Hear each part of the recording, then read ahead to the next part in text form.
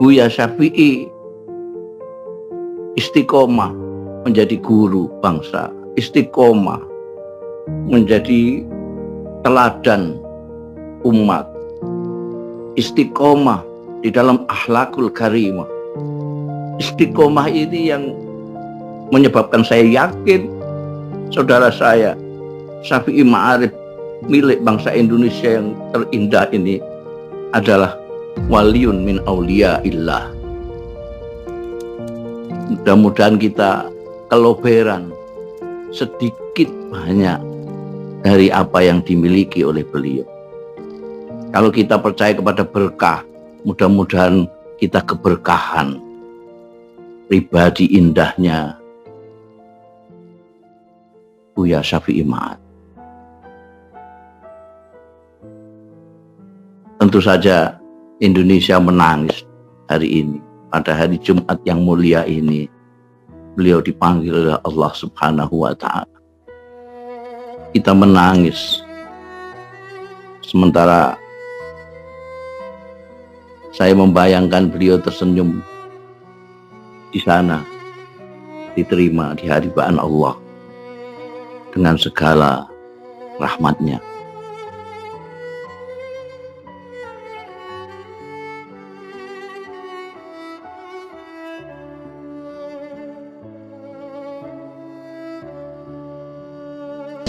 Satu lagi tadi, pesan Pak Syafi'i Ma'arif kepada Pak Haidar menjelang wafatnya yang belum disampaikan oleh Pak Haidar di televisi, tapi saya mendengar dari Pak Haidar waktu saya takziah. Apa? Saya bilang ke Pak Haidar, Pak Syafi'i itu berhak untuk dimakamkan di Taman Makam Pahlawan. Dan saya sudah mengurusnya dan sudah dapat. Kalau Pak Syafi'i dan keluarganya mau, ya kita fasilitasi untuk dibawa ke Taman Makam Pahlawan. Tapi apa yang sangat mengharukan itu dua. Satu, Pak Mahfud terima kasih kata Pak Haidar. Tapi tanggal 14 Februari yang lalu Pak Syafi'i sudah memanggil saya dan berpesan memesan kuburannya sendiri. Gitu. Dia sudah memesan kuburannya sendiri, saya mau beli dan sebagainya, dan nanti bisa dikonfirmasi ke Pak Haidar. Itu kan sangat mengharukan gitu. Ya, artinya dia tahu sebenarnya karena dia dapat SK untuk di Taman Makam Pahlawan, tapi beliau langsung memesan sendiri.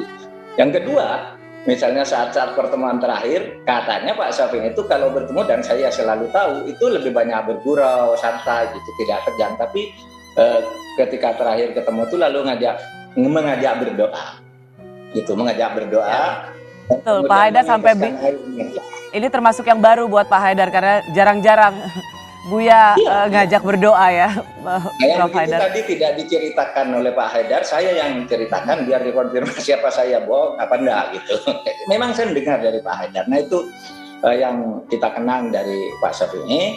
Sehingga begini yang terakhir, di dalam keberbedaan ada kebersatuan. Itu sebenarnya konsepnya kalau membumikan Islam, membumikan Quran itu kan konsepnya Pak Syafi'i itu satu gitu ya. Satu, manusia itu sebenarnya kan lahir dari diciptakan oleh Tuhan, sama-sama diciptakan oleh Tuhan. Kemudian setelah turun lalu lahir mengelompok dalam ikatan-ikatan identitas primordial.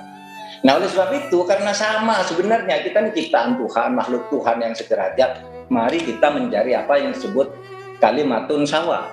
Kalau dari ummatan wahidah lalu lahir kalimatun sawa. Apa kalimatun sawa? Mencari titik temu di antara perbedaan itu dan dari situ kita maju bersama membangun Indonesia.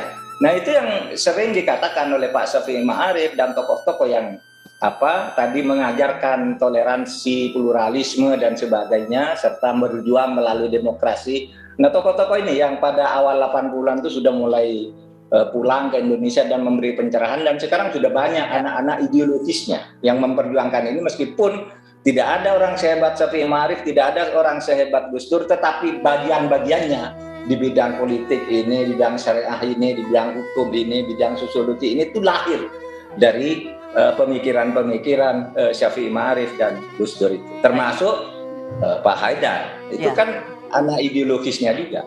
Buya itu dari saya mengenal Buya kan sejak tahun 86 ya.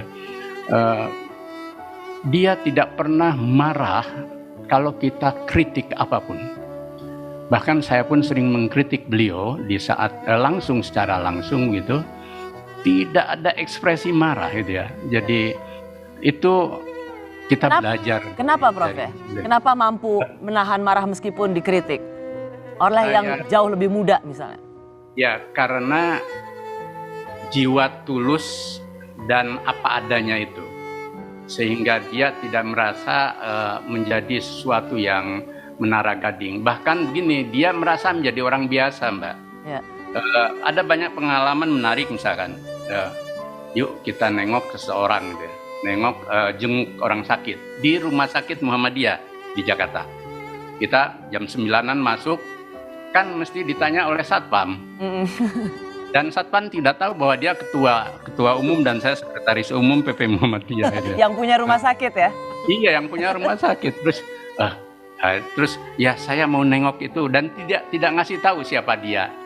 Terus akhirnya diizinkan. Terus dia bilang, ya kita ini orang biasa, nggak apa-apa.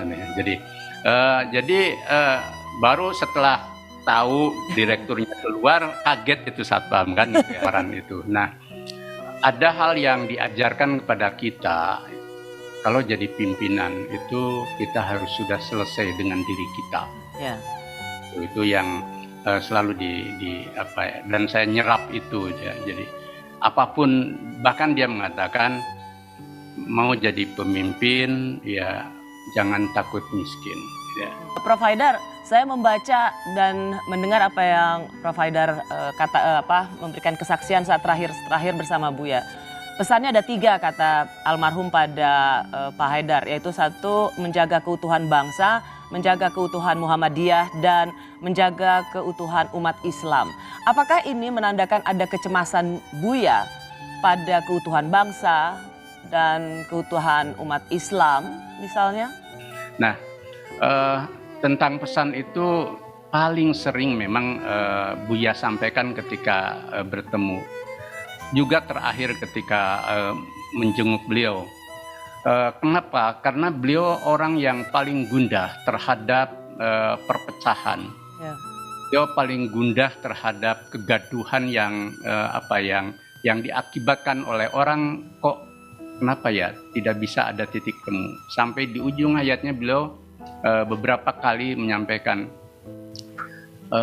saya tidak paham kalau kita ini antar tokoh tidak sampai punya titik temu gitu ya.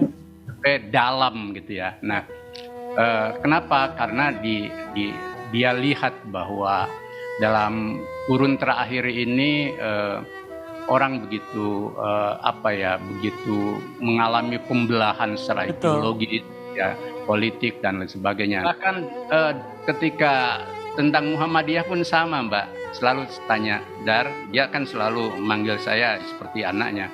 Muhammadiyah rukun toh. Alhamdulillah Buya bilang. Terus tentang umat Islam, beliau memang prihatin pada spektrum yang satu sama lain saling mengeras. Ya. Dan beliau memang ada konsep dia yang berbeda dari Aris Utama tentang ukhuwah, yakni beliau mengungkapkan tentang satu istilah ukhuwah imaniyah gitu ya. Di ukhuwah imaniyah itu melampaui segalanya, merujuk pada surat pada surat Al-Hujurat ayat 10. Innamal mu'minuna ikhwah fa aslihu baina akhwaikum wattaqullaha la'allakum turhamun.